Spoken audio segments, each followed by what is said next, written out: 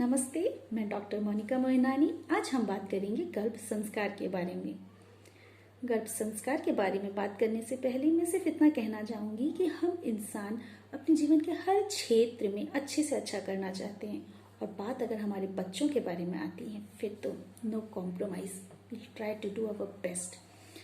तो गर्भ संस्कार उसी के बारे में है। हम गर्भावस्था से ही बच्चे को संस्कार देते हैं। गर्भावस्था में बच्चे को संस्कार दिए जा सकते हैं, बिल्कुल। अब संस्कार होता क्या है, कब करेंगे, कैसे करेंगे, क्यों करेंगे, कई सवाल हैं। आज हम उन्हीं सवालों के जवाब के साथ यहाँ हैं। तो गर्भ संस्कार है क्या? गर्भ और संस्कार, इन दो शब्दों से गर्भ संस्कार शब्द बना है। Garbha is fetus in the womb and संस्कारो कुरंतराधानम, कि जो गर्भावस्था में जो बच्चा है उसको संस्कारों के द्वारा उसके गुणों में परिवर्तन कर उसे श्रेष्ठता की ओर ले जाना। अभिमन्यु के बारे में अधिकांश लोगों ने सुना होगा। अभिमन्यु गर्भावस्था में ही चक्रव्यूह के बारे में जानते थे, और आगे जाके उनकी कहानी किसी से छिपी नहीं है। यहाँ तो फिर स्वामी विवेकानंद जी के बारे में ही ले लीजिए। उनकी माता एक हाउसवाइफ होने के साथ ही उनकी अध्यात्म में रुचि थी। कहीं ना कहीं कारण रहा होगा कि स्वामी विवेकानंद जी ने भारतीय संस्कृति का नाम देश विदेश में रोशन किया। यहाँ तो सामान्य तौर पे हम अपने आसपास में भी बच्चों को देखते हैं, उनके विशेष गुणों से प्रभावित हुए बिना नहीं रहते, कुछ तो खास रहा होगा। तो ऐसी छोटी छोटी चीज़ें हैं जिन्हें हम गर्भावस्था से ही डेवलप करेंगे तो आगे जाके बच्चे में वो क्वालिटीज़ आएंगी। अब ये करना कब है? तो गर्भावस्था से तो करना ही है, पर अगर प्लान्ड प्रेगनेंसी है तो कपल पहले ही कुछ प्रोसेस से जाके शोधन करके वो बीज अच्छे होंगे तो और अच्छी बात होगी। आयुर्वेद में ऋतु, क्षेत्र, अंबु और बीज, ये 4 फैक्टर्स माने गए हैं अच्छी संतति के लिए। इसके बारे में हम आगे बात करेंगे। जैसे आपको गर्भावस्था में फर्स्ट, सेकेंड, थर्ड मंथ या लास्ट मंथ में भी जब से आपको पता चले गर्भ संस्कार के बारे में, आप उसे तब से कर सकते हैं, because something is better than nothing. अब बात आती है मैं करूं क्यों? तो क्या हम अपनी ड्रीम हाउस के लिए कुछ नहीं करते? अच्छी लैंड देखेंगे, एरिया प्रॉपर होना चाहिए, रॉ मटेरियल्स अच्छे होने चाहिए, इंटीरियर अच्छा होना चाहिए, कितना कुछ करते हैं। क्या हम अपनी ड्रीम जॉब के बारे में नहीं कुछ करते? ड्रीम जॉब पढ़ेंगे, लिखेंगे, कोचिंग्स, ट्रेनिंग्स या जो कुछ भी होता है, घर से बाहर जाके दूर रह के कितने तप करते हैं और हमें मिल भी जाती है। और यहाँ तो छोटे मोटे पार्टी ओकेशंस के बारे में ले लीजिए, फेस्टिवल्स में, उसमें भी हम तैयारियां करते हैं। डेकोरेशन ऐसे होनी चाहिए, मेन्यू ये होना चाहिए, किड्स ये होना चाहिए। तो बच्चे के बारे में कुछ नहीं। Is this only result of reproduction? Animals also reproduce, but we are humans and it's our responsibility to give संस्कार to our child.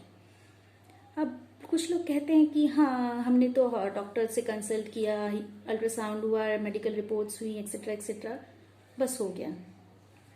नो, संस्कार से या गर्भ में संस्कार में जो प्रोसेस होते हैं उनसे आपकी मेडिकल रिपोर्ट्स या जो भी एबनॉर्मेलिटीज़ होती हैं वो भी पॉजिटिविटी की ओर जाती हैं, और सिर्फ उतना ही काफ़ी नहीं है एक बच्चे के लिए। तो अब इसे करना कैसे है? हम प्रेग्नेंट लेडीज़ को अक्सर कहते हैं कि do this, don't do this, ये खाना है, वो खाना है। ये पीढ़ी दर पीढ़ी परंपरा चली आ रही है और काफ़ी हद तक वो सही भी है, क्योंकि हमारी जो पुरानी चीज़ें हैं उनका बेस में स्ट्रांग था, उसके साइंटिफिक रीजंस भले नहीं दिए गए थे, पर अब रिसर्चेस हो रही हैं और वो बातें सही भी निकल रही। For example just take fasting, उस पर नोबेल प्राइज तक मिला रिसर्चर्स को कि हाँ, व्रत रखना कितना ज़रूरी है, बट हमेशा नहीं, कभी कभी। तो पीढ़ी दर पीढ़ी जो चीज़ें चली आ रही हैं वो हो सकता है मॉडिफाई हो गई हो कुछ, तो कुछ चेंजेस उसमें आई हो, but the pace was right. तो बट चीज़ें कुछ स्कैटर्ड सी हैं, उसी को ही एक दिशा निर्देश दे के कि कब क्या कैसे करना है, ये एक प्लान बनाया गया है। तो इसमें गर्भ संवाद है।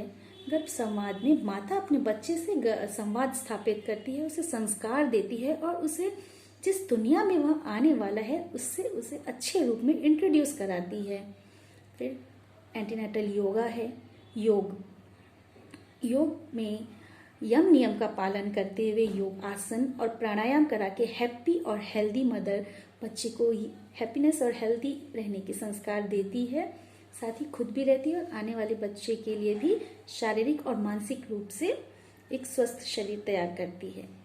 और अब ब्रेस्ट फीडिंग प्रोग्राम्स, कई लेडीज़ को डर रहता है कि कैसे क्या होगा, तो उसकी भी उनकी काउंसलिंग की जाती है, साइकोलॉजिकल काउंसलिंग की जाती है कि कई डर रहती हैं कि कैसे योग करना है, कैसे संवाद स्थापित करना है, या कैसे मुझसे होगा, मेरे बच्चे का आगे क्या होगा।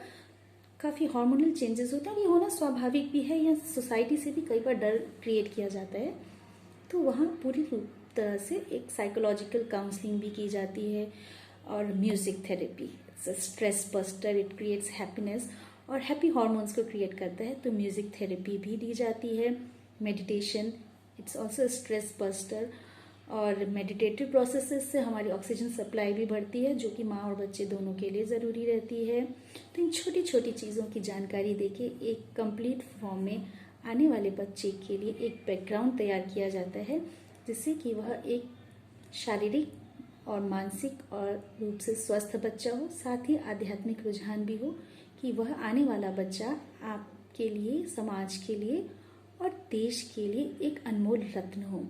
तो I request here all the would be mothers and the couples planning for the baby, please think about it. Thank you.